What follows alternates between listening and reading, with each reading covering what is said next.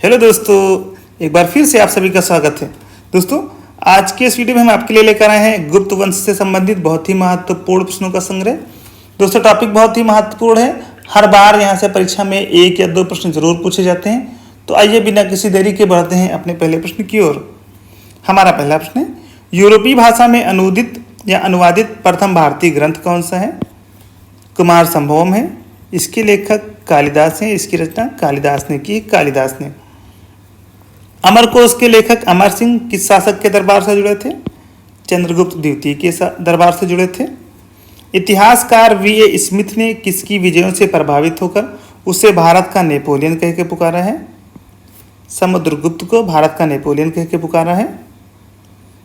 कवि कालिदास किसके राजकवि थे? सही जवाब हो जाएगा चंद्रगुप्त द्वितीय विक्रमादित्य के। इनकी उपाधि विक्रमादित्य थी। कालिदास की किस कृति की गिनती विश्व की 100 प्रसिद्ध साहित्यिक कृतियों में होती है? अभिज्ञान शाकुंतलम की। किस गुप्त राजा ने विक्रमादित्य की पदवी ग्रहण की थी? चंद्रगुप्त द्वितीय ने। किस गुप्त शासक को नालंदा विश्वविद्यालय का संस्थापक माना जाता है? कुमारगुप्त प्रथम को नालंदा विश्वविद्यालय का संस्थापक माना जाता है। किस गुप्तकालीन शासक को कविराज कहा गया है?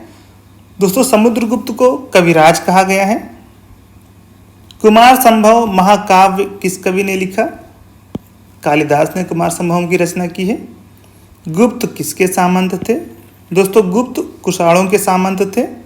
गुप्त युग में भू राजस्व की दर क्या थी? उपज का 6ठा भाग भू राजस्व की दर थी। गुप्त राजवंश किस लिए प्रसिद्ध था? कला एवं स्थापत्य के लिए गुप्त राजवंश प्रसिद्ध था। गुप्त वंश का संस्थापक कौन था? दोस्तों, गुप्त वंश का संस्थापक श्रीगुप्त था।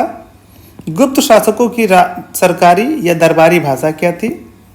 संस्कृत भाषा थी। गुप्त शासकों द्वारा जारी किए गए चांदी के सिक्के क्या कहलाते थे? दोस्तों, रूपक कहलाते थे। चांदी के सिक्के रूपक कहलाते थे जो गुप्त शासकों द्वारा जारी किए जाते थे। गुप्त शासन के दौरान ऐसा व्यक्ति कौन था जो एक महान खगोल विज्ञानी और गणितज्ञ था?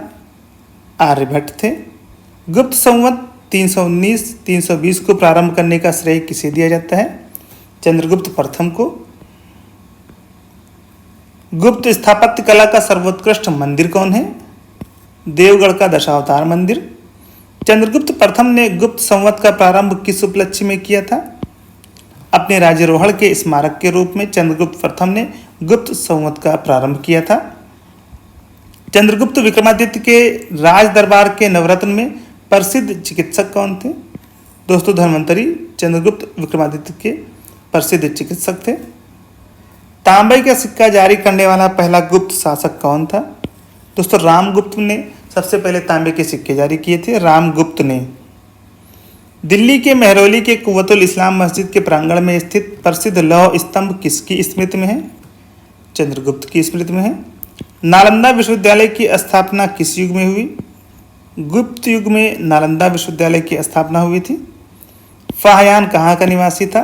दोस्तों, फाहयान चीन का निवासी था। फाहयान किसके शासनकाल में भारत आया था? दोस्तों, फाहयान चंद्रगुप्त द्वितीय के शासनकाल में भारत आया था। फाहयान और हैनसांग ने किन राज्यों को देखा या किन के राज्यों को देखा था? दोस्तों, चंद्रगुप्त विक्रमादित्य एवं हर्षवर्धन के राज्यों को फाहयान और हैनसांग ने देखा था। भारतीय संस्कृत का स्वर्ण युग गोल्डन एज किस काल में था? गुप्त काल को भारतीय संस्कृत का स्वर्ण युग कहा जाता है। नालंदा विश्वविद्यालय की स्थापना किसने करवाई थी? दोस्तों, कुमारगुप्त प्रथम ने करवाई थी।